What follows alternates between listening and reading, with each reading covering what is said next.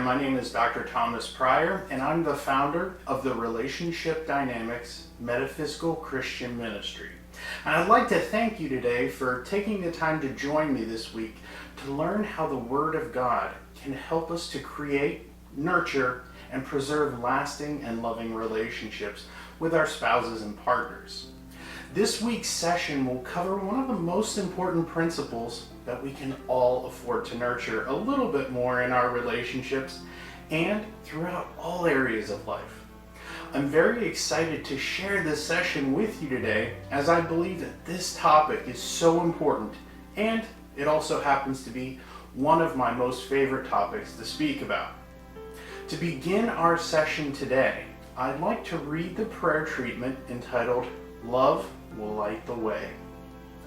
Source of universal love and light, thank you for the gifts of guidance and wisdom today, that I may humbly serve as the light for others to follow. You are the source of all love, and I'm grateful to be a conduit of your love through my thoughts, words, and deeds. Guide me today to give your love more perfectly through forgiveness and acceptance of others. May I always have the strength and courage to acknowledge and repent for my transgressions, which I acknowledge are transgressions against you. Thank you for giving me a partner to be a companion for my journey of physical life. May you always guide us to give love to each other, especially during times of difficulty. With your guidance, may our challenges always help us to grow closer together toward a realization of the spiritual truth of our union. For all of these blessings, and for all of the blessings of this life, I give thanks. I let it be so, and so it is. Today's biblical reading comes from the New Testament in the book of Matthew, chapter 6, verses 19 through 21, which is a part of Jesus' Sermon on the Mount. Jesus said to his disciples, "Do not lay up for yourselves treasure on earth where moth and decay destroy, and thieves break in and steal. But store up treasures in heaven where neither moth nor decay destroys, nor thieves break in and steal. For verily I say unto you, where your treasure is, there also will your heart be." This is a rather interesting reading for this week because on the surface of this reading, there's no apparent connection to relationships or typical aspects of relationships. In fact, the majority of theologians look at this reading from the surface level of the message, which is what we might call attachment. Indeed, this reading does highlight that attachment to physical treasures or wealth is not helpful to us as human beings because attachment tends to cause us to misprioritize things in life. In fact, I often talk about attachment to physical treasures or aspects of physical life becoming serious problems for many people. Indeed, I was one of them for quite a while because I had attachment to things like titles and money and some of the more materialistic aspects of life. However, there is another aspect to this reading which I've only seen one other person highlight, or at least publish on the topic. Specifically, the aspect which I'd like to discuss in this particular reading is the 21st verse. "For where your treasure is, there also will your heart be." Typically, when people read this phrase, they're often led to believe that Jesus was really just saying that what you treasure, that's what you'll be focused on, to put it in the vernacular. Indeed, this could be one of the interpretations of this phrase. However, this isn't completely what Jesus meant. It is in this additional meaning where we'll find a much fuller appreciation of this passage. Further, with a fuller understanding of this verse, you'll also understand exactly how this relates to our romantic relationships. As we all know, Jesus often spoke in metaphor through various stories that he told people, which makes a lot of sense. We tend to remember stories much better than lists of facts. Also, as you'll soon appreciate, there were also concepts which he shared with his disciples which were sometimes too difficult for them to completely grasp because they didn't have the technological and scientific advancements in that time, which would really enable them to fully understand the deeper meaning of some of the things that he told them.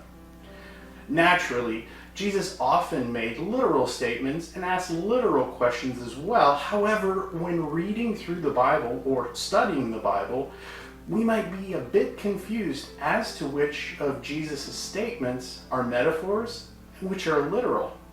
In fact, one of my professors once said that sometimes theologians take the metaphorical statements of Jesus as literal and the literal statements as metaphors. So it's no surprise that there are often aspects of the Bible that seem a bit overlooked or at least not fully appreciated. Now, to begin diving into this verse specifically, it's important that we talk about the term heart. In modern society, and indeed even back to ancient times, the term heart not only describes our physical organ, but also as the center of love.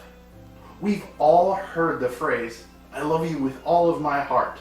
And of course, on Valentine's Day, we have all kinds of heart-shaped candies and other things which signify love for another person.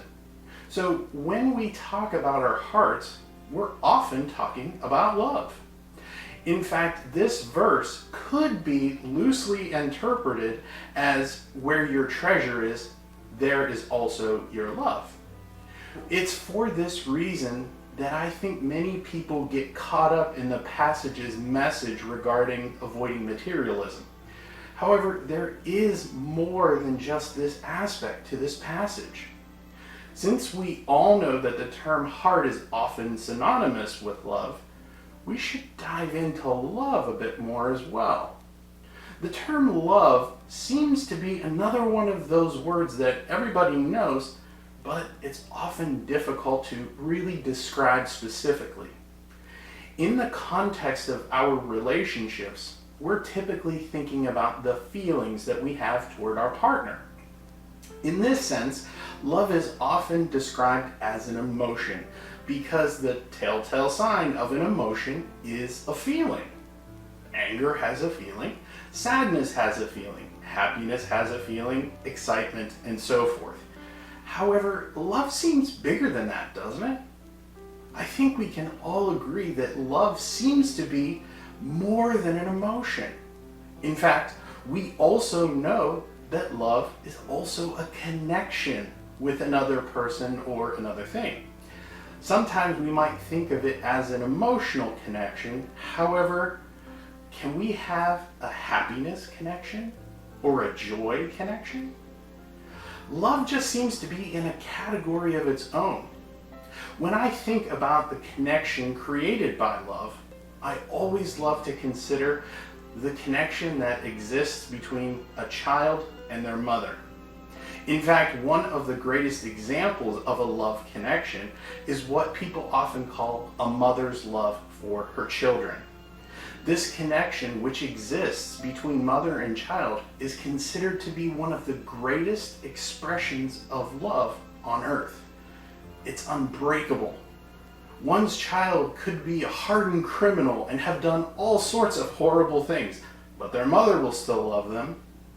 Another example I always like to mention is to consider a mother or father who sees that their young child ran out into traffic. I'm sure that all of the parents out there watching this will agree that a mother or father would dive out into traffic to save their child without a second thought about their own personal safety. In fact, Jesus once said that the greatest expression of love in the physical universe is that of giving one's life for another person. We all know Jesus did that. That's not an emotional connection.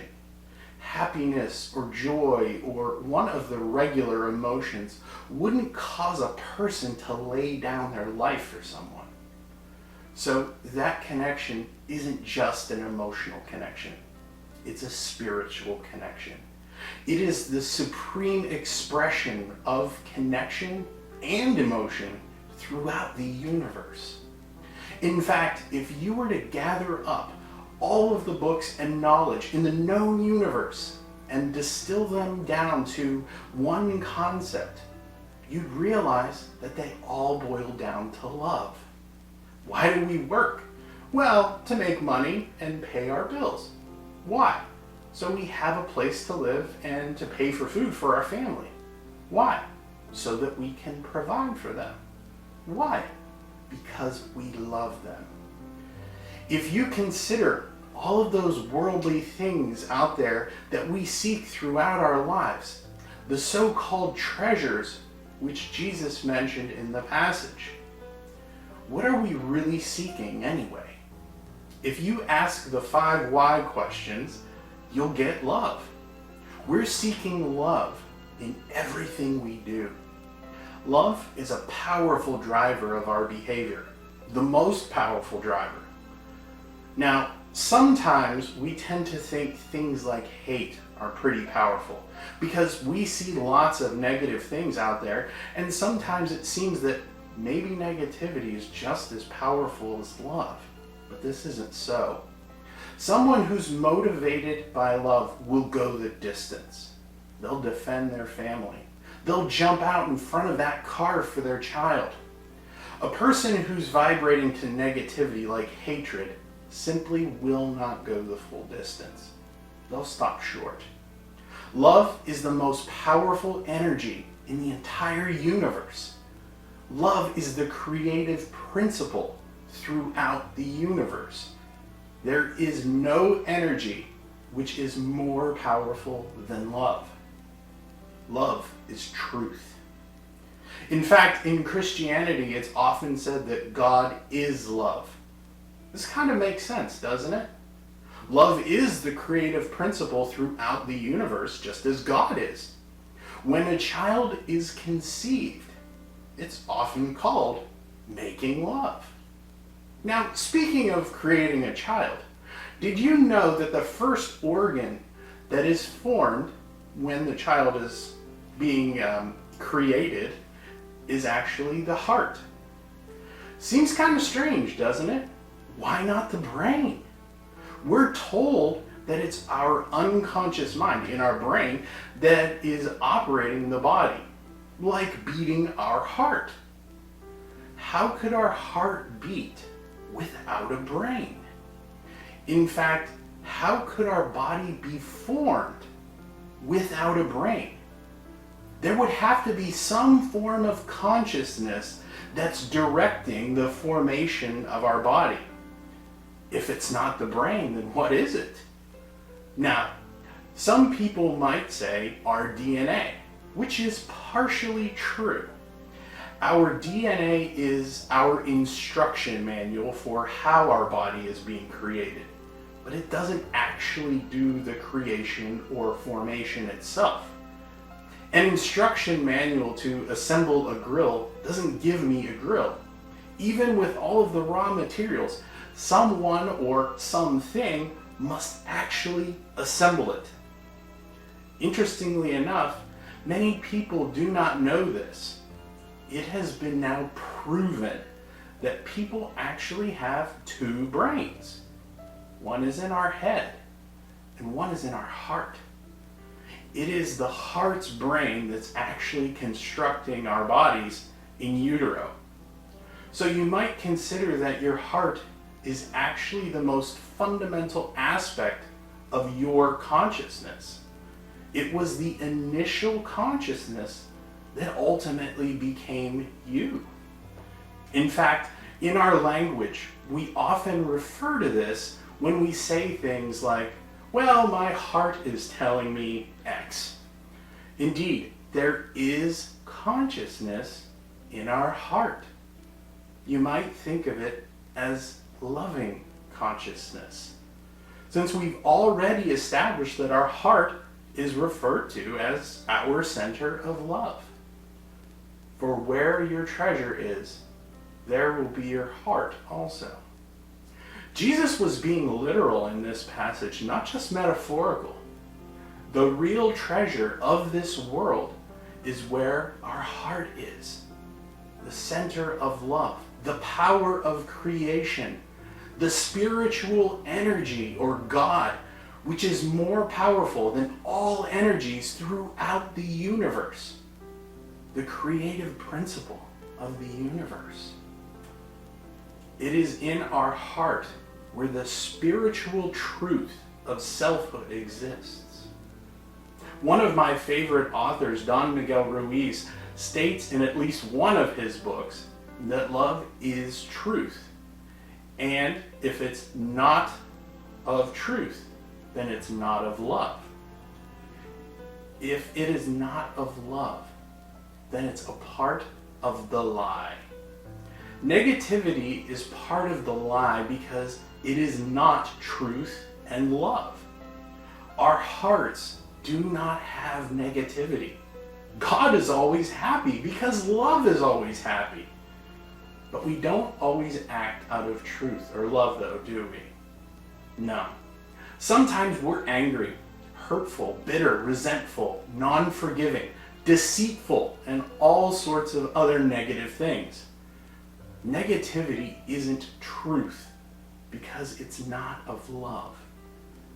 Negativity, non-forgiveness, anger, hatred, disrespect, and some of the worst things that we do in our relationships, these aren't from love.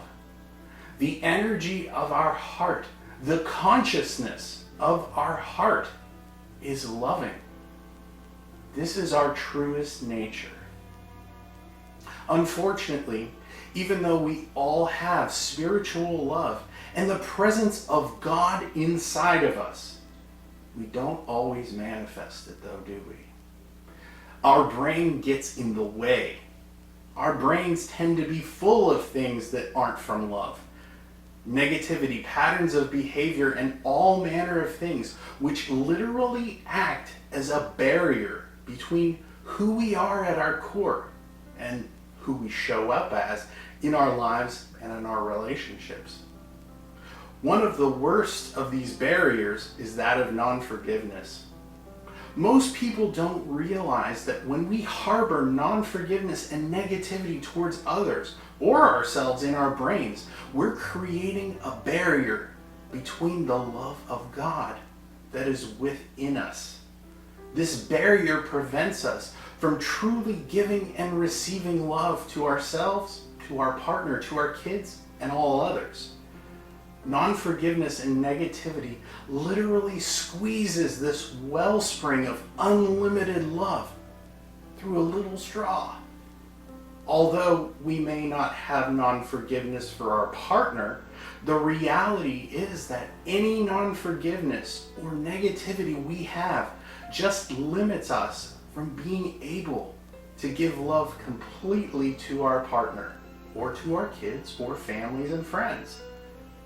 Our minds, which are filled with these lies of negativity, just filter down the love that we have in our hearts, the truth of who we are. Most often, what seems to come out of our mouths and through our behaviors are just our egos or our personas. Our egos or personas are cultivated, maybe even tortured, by the garbage that we've been taught through society, through our interactions in schools, and even the limitations and negative patterns which we learn by modeling our parents, friends, and others. These are the sorts of lies which keep us believing that we're not good enough, that people can't be trusted. We have to get love in order to give it, and all sorts of other nonsense that we believe is true and act out in our relationships. None of this is true.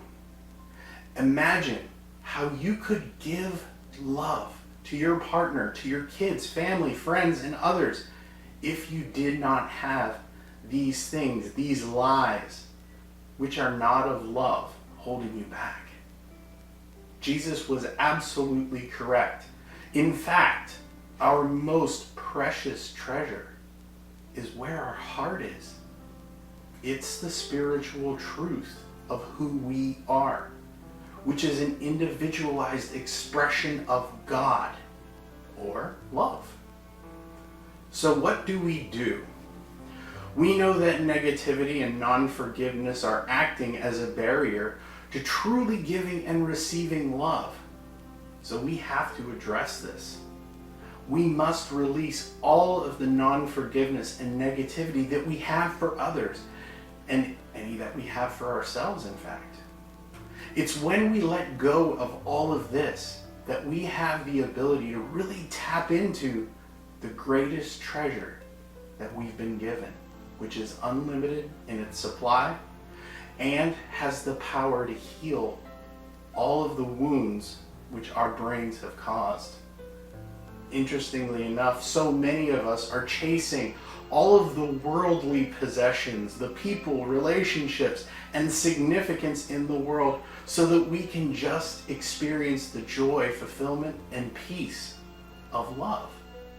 Yet we already have an unlimited supply inside ourselves. But if we just choose to let those things go, if that really just cut us off from it. Now, I'd like to share our affirmation for this week, which is, I release all of the non-forgiveness and negativity in my mind so that I may give love freely to others, as this is the truest expression of who I am. For this I give thanks. I let it be so, and so it is. Being the best of who you are, the truth of who you are, can help you to move beyond any of those challenges that you might be facing in your relationship. So I hope that you enjoyed this video and it's given you a lot to think about and a lot to implement in your life. This is Dr. Thomas Pryor reminding you to always live empowered on purpose.